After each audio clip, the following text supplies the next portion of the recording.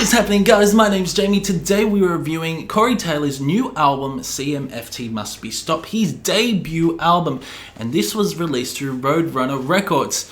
Now, this album is quite a surprise, to be honest, but I wouldn't say it's a bad surprise. It's just a wow factor surprise because, honestly, I didn't expect Corey Taylor to produce an album like this in 2020. Because it seems like in the Slipknot Darker Days from last year, where We Are Not Your Kind, which is one of the best Slipknot fucking albums of all fucking time, you absolutely adore it and it grows so much on you. And Corey Taylor's vocals on that album were so damn intense. They were aggressive, they were visceral. And what do you get from this album? Corey Taylor doesn't growl in this. He doesn't scream in this, just uses his normal vocals, like Stone Sour. Yeah, that other band that, although on this album, you have to go into an open mind. A lot of this, man, isn't metal. This isn't a metal album. It's sort of a cross-southern twang. It seems like to me that Corey Taylor is trying to bring back rock and roll. That's right. Surely there are some very catchy sort of songs on this album. And after listening to amazing albums this weekend, like a Now Nathrak, like Nachtblut, and even Enslaved was a pretty good album, but it got pretty boring at the end. I can say that I could really actually enjoy those albums. Listening to this album, well baby, it's a whole different ballgame. Because it seems like to me, you gotta listen to WAP by Cardi B. Yeah, you're fucking with that wet ass pussy. Yeah, that song. How is that song actually trending #1? I don't understand. But anyway, you have to listen to that song to actually enjoy this album, because then you can appreciate Corey Taylor's album. That's what I did. I listened to WAP, then I listened to this and started to say, holy shit, this is actually a pretty good album compared to the shit that is out there right now. It's very interesting, this album, because they combine southern twang along with pop and even R&B, you could say. But they also bring a little bit of metal throughout the song Culture Head, which sounds very similar to like out of Motorhead. There's an awesome moment throughout Culture Head that is one of the best moments of the album. I'm talking about that beautiful head-banging doomy guitar riff in the middle of Culture Head, which is absolutely fantastic. It really is. It's an okay album. And the first song is Highway 666, which is an interesting song overall. It's a sort of a southern twang country song, you could say. Reminds me of artists such as Johnny Cash. Seems like Corey Taylor is channeling his inner Johnny Cash on this song, and my god, it is quite catchy. His vocals are very dynamic and raw at times, and I do love his vocal style on this song. And overall, I do really enjoy the guitar riff. There's a really nice solo throughout that song. It leads on to Black Eyes Blue. Black Eyes Blue is the catchiest song off the album. I don't care what any motherfucker says, it's a great fucking song. This is one of the best songs off the album, Black Eyes Blue. That chorus is absolutely magnificent. I love how catchy it is. It's a whole lot better than the other shit out there right now, but wow, yeah, Black Eyes Blue is catchy, it's melodic. I love the mix of the acoustic moments and the clean guitars. It's really good. Samantha's Gone is more of an edgy style rock song. Nice chorus, nice chord progression. Then you get minor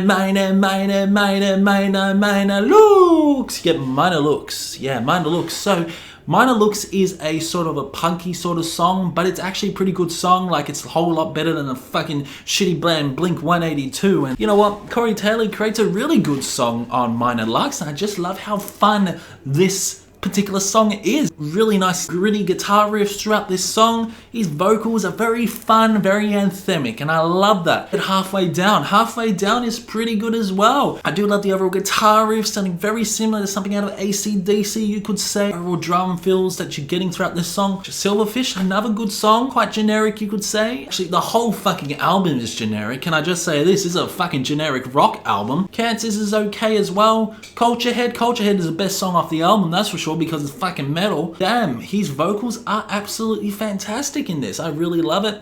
I just love how uplifting this song is as well, and it's quite grungy. That midsection with that awesome headbanging guitar riff. Yeah, this is the best part of the album. Everybody Dies on My Birthday. Interesting song, not a big fan. The Maria Fire. Interesting song, not a big fan. Home. Love this song. This is the second best song of the album. I gotta say, because this is when Corey Taylor showcases his vocals. Very good song. I love the emotion that he conveys throughout this song, and His vocals sound very raw. They don't seem overlaid. They don't seem mastered. His vocals are raw on this, and you truly tell what he actually sounds like. And I do love the piano overlaying section as well. Really nice piano melody, and you can tell he's conveying a lot of emotion. CMFT Must Be Stopped. The worst fucking song off the album. It's a fucking terrible song. It really is. I mean, I don't know what the fuck he was thinking, but god damn it.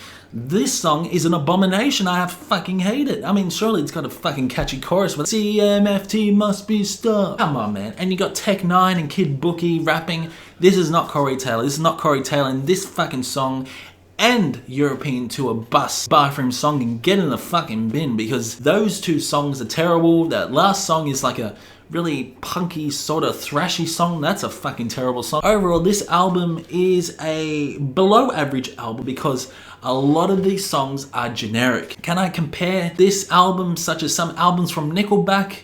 Yeah, where you get some generic rock. I commend Corey Taylor to bring back rock and roll. I haven't heard a rock and roll album for ages, and this album was fun. It's a really fun album after you listen to Cardi B's WAP.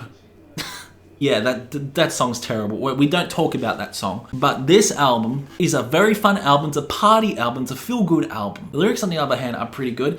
They're at times quite dark.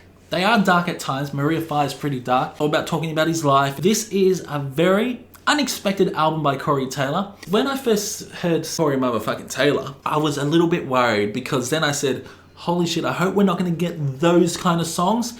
And lucky we didn't. Lucky we didn't, because the backup band is a pretty solid band, but they just create generic rock at times. But they do channel some inner AC/DC, some Johnny Cash as well, dare I say some Elvis Presley, and even Motorhead.